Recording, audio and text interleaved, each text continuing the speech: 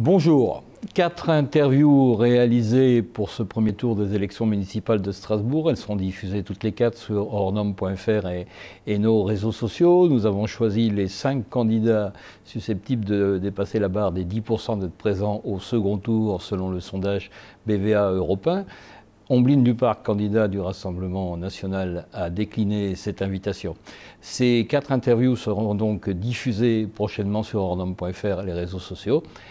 Bonjour Alain Fontanel. Bonjour. Merci d'être présent ici dans ce studio de hors-normes.fr. Votre programme met très en avant l'écologie, Strasbourg plus verte, construire moins mais mieux. C'est un sujet qui est quasiment transversal pour tous les candidats dans cette élection, le logement à Strasbourg. Vous dites, nous ralentirons le rythme de construction, nous donnerons la priorité à la rénovation des logements et à la lutte contre les logements vacants. On sait que Strasbourg a besoin de 3000 logements par an, c'est le chiffre à peu près qui fait consensus, dont 1700 logements sociaux, pardon. Donc vous allez construire moins, et le cas échéant, sur quelle dynamique? Toujours la dynamique du mandat précédent, on construit la ville sur la ville, ou on s'étale un peu? On a vraiment besoin de savoir ça. Et je vous rappelle que l'interview fait un quart d'heure. Merci Jean-Luc. D'abord, ces dernières années, les constructions à Strasbourg se sont emballées. On avait fixé un objectif de 3000, mais on a construit près de 3500 par an. C'est pour ça qu'il faut ralentir. Il y a un retard à rattraper du précédent mandat de Fabienne Keller et Robert Grospin. Il y avait un retard, il y avait une demande forte. On a beaucoup construit, mais on a trop construit et la ville s'est densifiée. Parce que ces dernières années, il fait plus chaud. Il fait de plus en plus chaud l'été. Les 2 derniers étés, la température ne descendait pas en dessous de 24-25 à 2 h du matin. Par ailleurs, l'air est de plus en plus pollué. Et on ne peut pas construire la ville sur la ville sans limite. Parce qu'autrement, à un moment donné, il n'y a juste plus de nature et on n'a plus envie d'habiter en ville. Et donc aujourd'hui, il faut ralentir pour donner plus de place à la nature. On a besoin de nouveaux parcs. On propose d'en créer 3 nouveaux. On a besoin d'espaces verts de proximité. On propose de garantir à chaque habitant un espace vert à moins de 300 mètres de chez lui. Ces espaces verts, c'est bien sûr d'abord de la convivialité, mais c'est aussi des climatiseurs naturels pour rafraîchir la ville, pour réduire la pollution en ville. C'est essentiel pour garantir à tous une vraie qualité de vie en proximité de chez soi. Donc on va construire moins, c'est ce qu'on retient de votre... On va construire moins, mais mieux. Et on va aussi mobiliser le parc de logements vides aujourd'hui, les logements vacants, pour répondre à la demande. Et on va surtout lancer un grand plan de rénovation du logement social. Parce qu'en construisant beaucoup, on a oublié les logements existants. Et beaucoup de demandeurs de logements aujourd'hui, ce sont des gens qui habitent dans des logements sociaux, mais qui sont insatisfaits parce que ces logements sont insalubres. Construire mieux, c'est aussi répondre à cette attente des locataires aujourd'hui. Patrick Adler, qui est directeur de la publication d'Hors-Normes, va vous poser une question sur les transports maintenant. Bonjour Alain. Alors une question effectivement sur les transports, qui est un sujet qui est presque directement lié à celui du logement, celui du bien vivre à Strasbourg. Vous précisez dans votre programme que vous souhaitez aller vers un service de transport en commun universel. Et notamment, vous parlez des trams, du bus à haut niveau de service et de 10 grandes lignes qui seraient en service 24 heures sur 24 et 7 jours sur 7. Ma question, c'est de savoir comment vous allez mettre ça en œuvre, quel est l'impact financier et est-ce que c'est tenable socialement au niveau de la CTS? Alors c'est un enjeu essentiel. Les transports en commun, c'est la fierté de Strasbourg, c'est un élément de son ADN, de son art de vivre. Et après l'introduction du tram à Strasbourg dans les années 90, il faut aller plus loin. Il faut une vraie révolution des transports en commun. Et aujourd'hui, cette révolution, c'est l'offre. En permettant aux trams et aux bus de rouler 24 heures sur 24, 7 jours sur 7, en garantissant à chacun un arrêt à moins de 500 mètres de chez lui, en garantissant sur toutes les lignes en journée une fréquence d'au moins 15 minutes, on rend les transports en commun attractifs.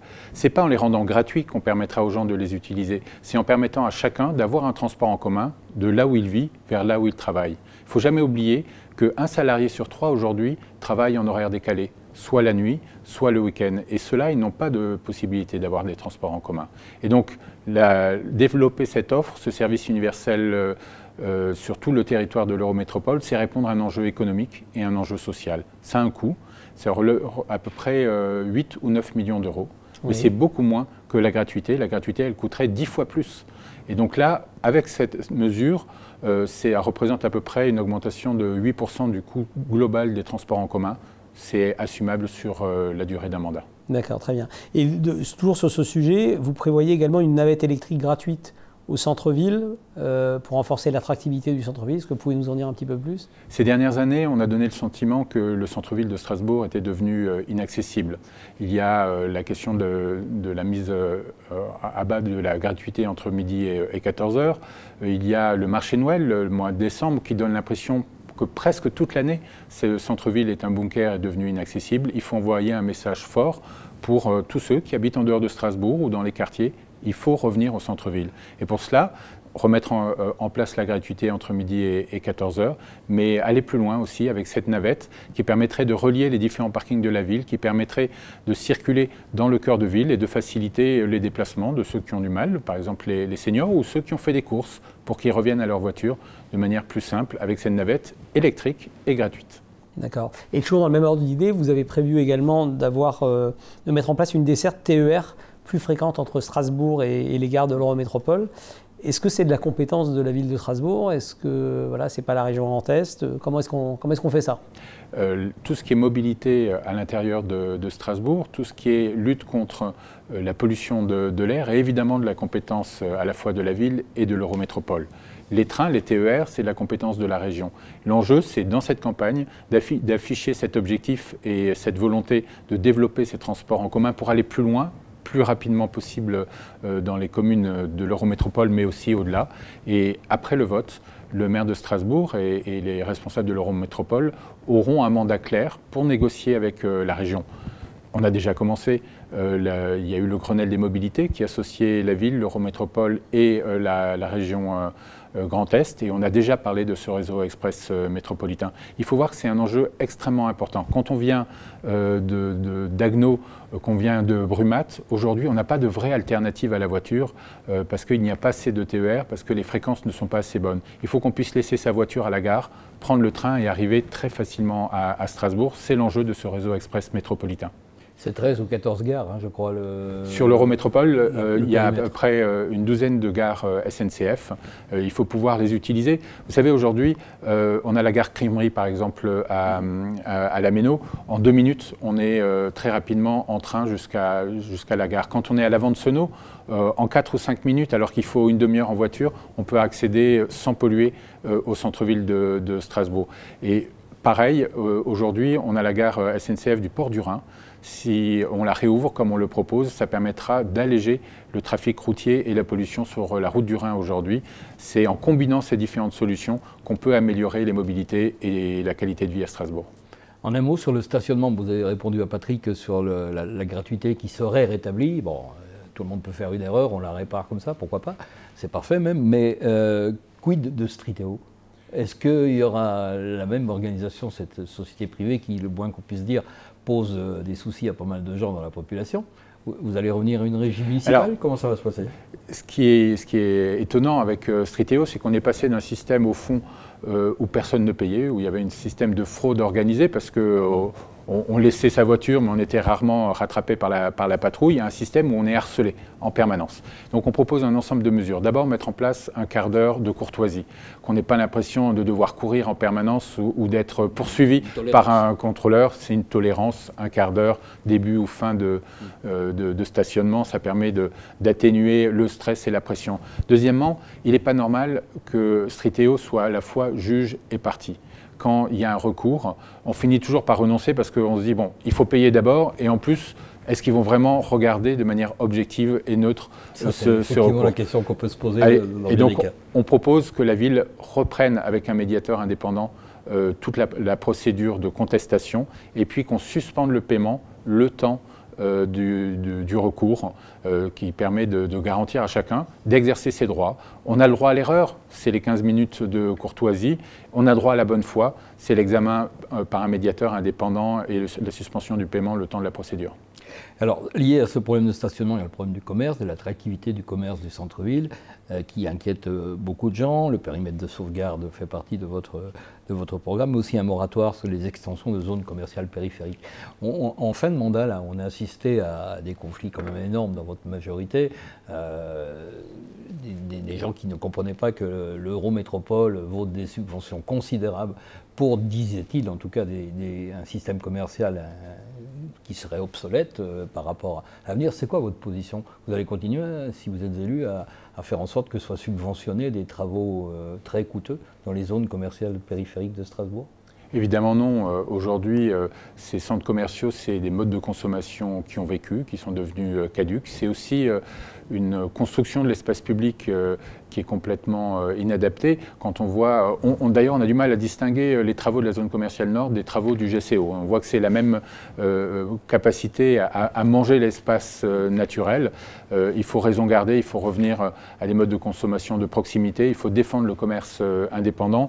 Il y a ce projet de mettre en place un droit de préemption, c'est important.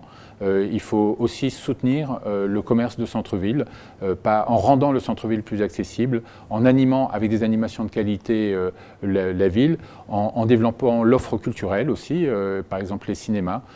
On vient à Strasbourg, on vient au centre-ville de Strasbourg parce que c'est un centre-ville patrimonial, c'est un centre-ville de qualité, de destination, et quand on y vient, eh bien, on consomme. Mais pour ça, il faut rendre les choses plus simples, plus faciles et plus agréables. Sur ce sujet précis, Julien, on voulait en parler plus tard, mais je pense que c'est bien d'en parler maintenant. Par rapport au marché de Noël, évidemment, les commerçants du centre-ville de Strasbourg sont très inquiets pour le prochain Noël, parce qu'ils se disent la zone nord, la nouvelle zone nord sera ouverte, et nous, si on a à nouveau le même périmètre de sécurité, les mêmes contraintes, comment est-ce qu'on va s'en sortir Noël prochain? Vous disiez vous-même que, effectivement, ce fameux mois de Noël, les gens ont l'impression que c'est toute l'année. Qu'est-ce que le prochain maire de Strasbourg pourra envisager de faire à ce niveau-là? Il faut être très clair. Le marché de Noël 2020 ne pourra pas être organisé selon le même principe que l'année dernière. Il faut remettre à plat toute l'organisation du marché de Noël. Ces dernières années, les choses se sont faites année par année en resserrant le dispositif, en concentrant les activités au sein de la Grande Île. Aujourd'hui, on étouffe. On a un centre-ville qui manque d'oxygène parce qu'il y a trop de monde, il y a trop de chalets et surtout parce qu'on a resserré le dispositif de sécurité qui peu à peu a perdu aussi sa cohérence. Avant, on était sur des fouilles aléatoires. Mais maintenant, on est devenu sur des fouilles systématiques, mais systématiques de 11h à 20h. Donc on ne comprend pas pourquoi après 20h ou avant 11h, on ne contrôle pas. Donc il faut revoir avec l'État l'ensemble du dispositif de sécurité. Je propose aussi que l'on redéconcentre le marché de Noël. Avant, il y en avait place du Corbeau, place d'Austerlitz, place de la Gare. Il faut alléger la pression sur le centre-ville. Il faut permettre de réirriguer en permanence le centre-ville pour les habitants, pour ceux qui y travaillent. Ça veut dire aussi avoir un vrai débat sur la notion de risque.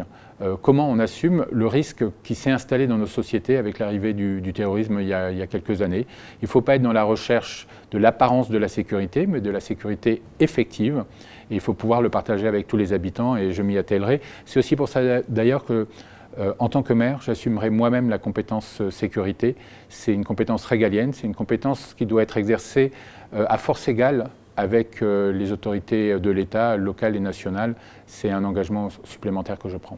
Patrick, une question sur l'essor économique, le développement économique, une réponse courte parce qu'on très rapidement, vous avez prévu des pépinières d'entreprises, de start-up et d'artisanat quasiment dans tous les quartiers.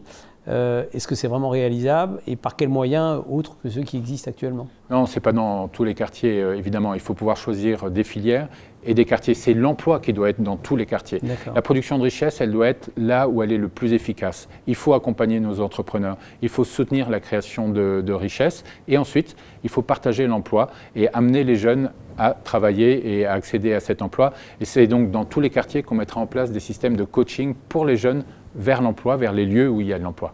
Jean-Luc, une dernière question. Oui, sur la culture, vous êtes en charge encore à ce jour de la culture dans la municipalité. Quelques jours encore. Mais oui, dans la municipalité sortante, on sait que vous avez cette thématique à cœur.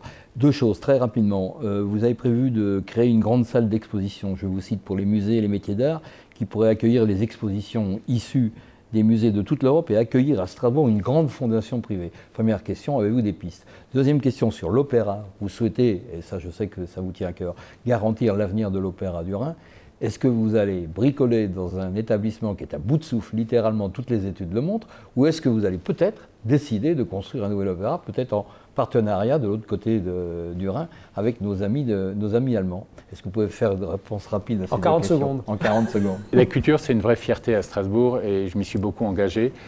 L'opéra actuel, c'est un théâtre en fait, on l'a oublié, c'est pas fait pour de l'opéra. Si on veut le rénover, on ne peut pas bricoler sur place, il faut trouver un nouvel emplacement. Pour ce qui est de... C'est nouveau dans le discours, ça on l'entend pour la première fois. Oui, moi j'en ai la conviction depuis longtemps. Quand on regarde dépenser 50 millions pour avoir moins de spectateurs et pas vraiment améliorer les conditions de travail de l'opéra, c'est de l'argent gâché. Donc il faut élargir la réflexion.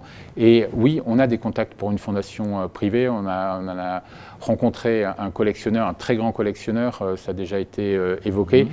Il faut tout faire pour qu'il s'installe à Strasbourg. Ça serait un vrai plus pour notre territoire, son attractivité et son développement.